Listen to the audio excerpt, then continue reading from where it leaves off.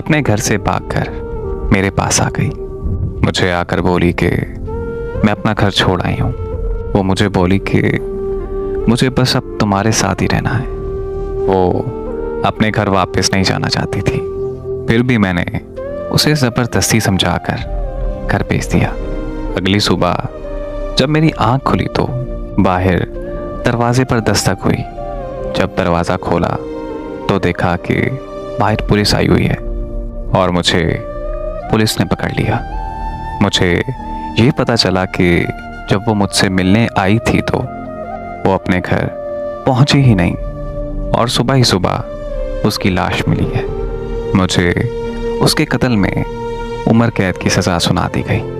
मुझे हकीकतन कुछ नहीं पता कि आखिर उसके साथ हुआ क्या था, पर उसकी मौत का इल्ज़ाम मुझ पर आ गया। जेल में भी लोग मुझे ताना देते हैं, अरे देखो देखो वो जा रहा आशिक जिसने अपनी ही महबूबा को मार डाला। जेल में मुझसे कोई भी मुलाकात के लिए नहीं आता था, यहाँ तक कि मेरे अपने दोस्त भी, सारी दुनिया मुझे उसका कातिल कहती है। कोई मेरी हकीकत जानना ही नहीं चाहता।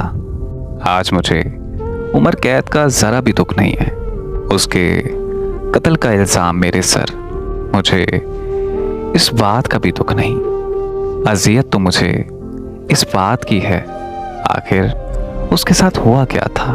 उसे मैंने ठीक ठाक मनाया था, सही सलामत वो यहाँ से गई थी, तो फिर किसने उसे मारा?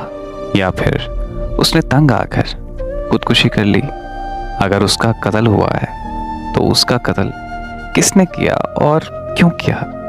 मैं ये सब सोच सोच कर ज़हनी अज़ियत का शिकार हो गया हूँ और उसे याद कर कर के पागल हो चुका हूँ। आज मैं जेल में बड़ी बेसब्री से मौत का इंतज़ार कर रहा हूँ, क्योंकि इस जेल की कैद के अलावा एक और भी ऐसी जेल है जिसमें मैं कैद हूँ, जो मुझसे अब बिल्कुल बर्दाश्त नहीं हो रही। एक मौत ही मुझे इस कैद से रिहा कर सकती है।